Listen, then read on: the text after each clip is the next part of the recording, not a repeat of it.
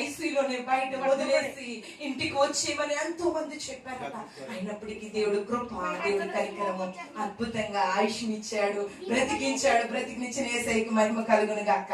Cake cut చేద్దాం, చప్పట్లు కొడదాం అందరం. తండ్రి కుమారుని పరిశుద్ధాత్మ నామములో ఈ కేక్ కట్ చేస్తుండగా ఈ కేక్ లోని కమ్మడతనము జీవిత కాలము రుచించును గాక. హల్లెలూయా. చప్పట్లు కొట్టండి. హ్యాపీ